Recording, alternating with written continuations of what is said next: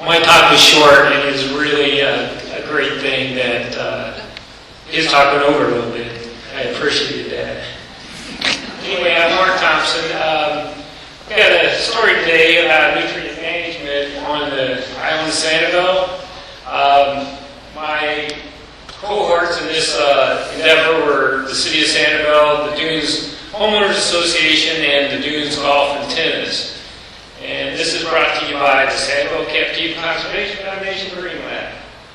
Anyway, I'm going to talk about the nutrients in stormwater runoff. We all know that, most of us know now that at least eutrophication had things like algae blooms, low dissolved oxygen, fish kills, and lots of other bad things. And almost all of us understand this graphic now. And I went, the City of Sanibel, it was devised around a document called the Sanibel Plan. And that plan had this idea that the island would be planned with the idea that the island was a sanctuary and everyone would live in harmony with nature on the island. They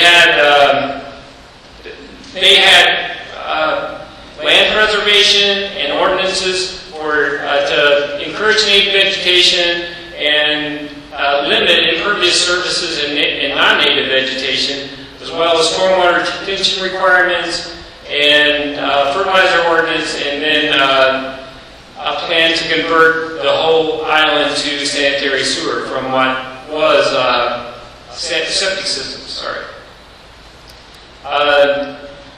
The Dunes development on Sanibel Island, it consists of a golf and tennis club with a 100-acre golf course. It's got 10 stormwater system lakes. They range from 1 to 25 acres.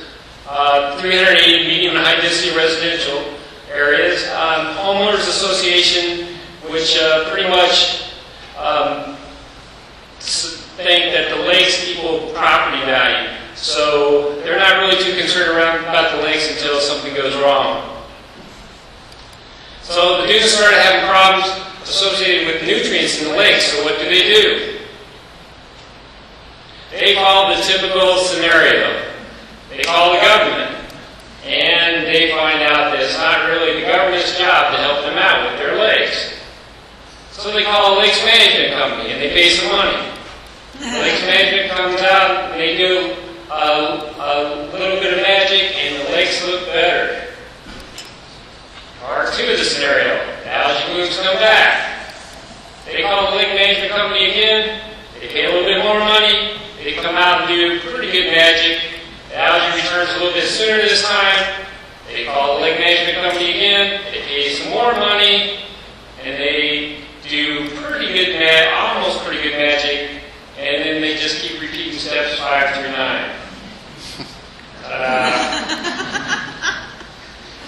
So, what lake management companies typically do is they treat the symptoms instead of the cause. Symptoms are algae blooms, low DO, fish kills, odors, and colors. The cause is the inflow of excess nutrients.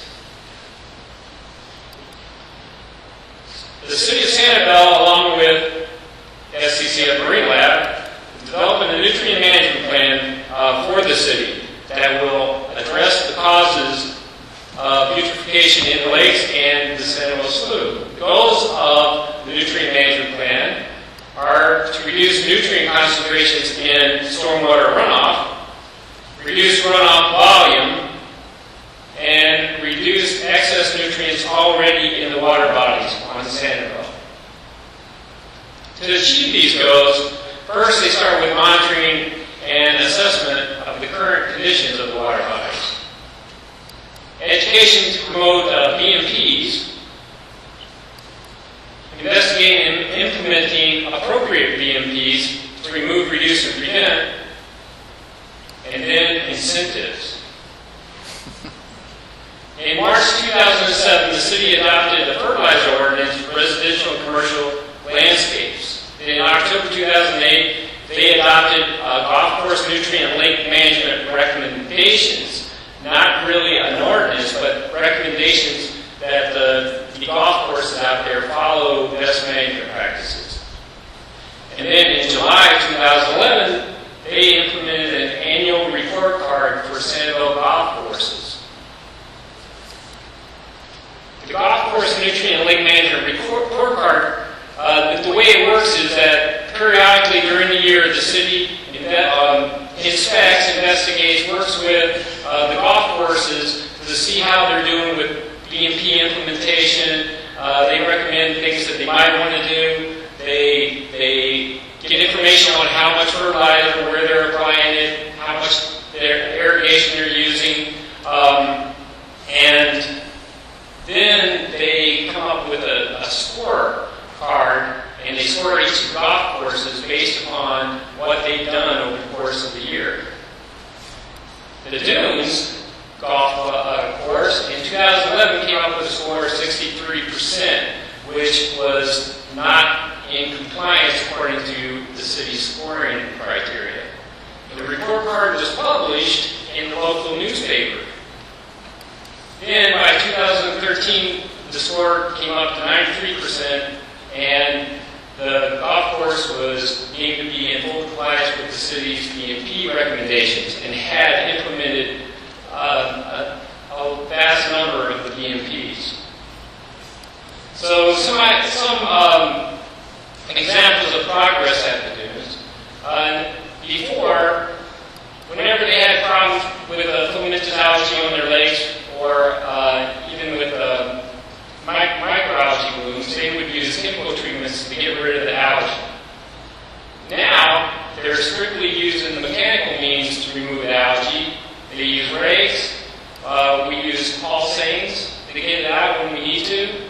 And basically, it's helped out a lot. And then before, there was no aquatic vegetation or buffer along the shorelines of their water bodies. Now they've let aquatic vegetation become established. We've done some pilot projects planting some native aquatic vegetation, and they allowed buffers to develop. We've installed a few floating islands in some of the stormwater ponds to further remove nutrients. And we've experimented with ideas like irrigating homeowners' lawns with lake water and removing non-native fish to remove nutrients, because all those lakes out there are cram-packed with labia and mycelium. What we found is within a year, most of the lakes, there was a vast improvement aesthetically in water quality. You could see an improvement, no more filamentous algae. A lot of the lakes weren't that pea green color anymore. And we had measurable, within a year and a half, we had some measurable improvements in water quality.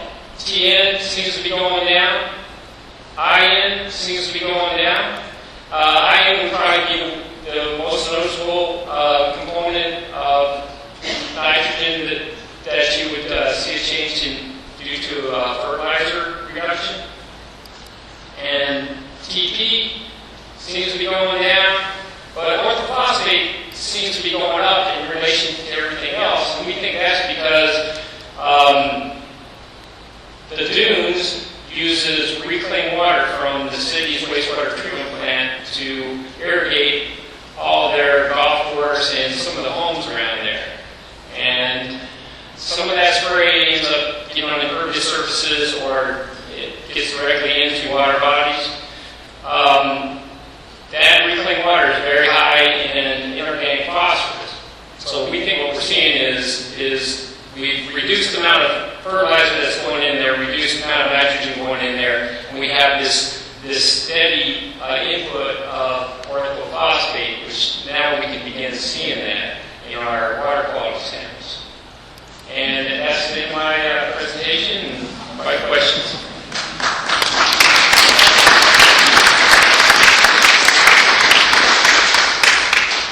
Have you been contacted by other municipalities that have golf courses within their jurisdiction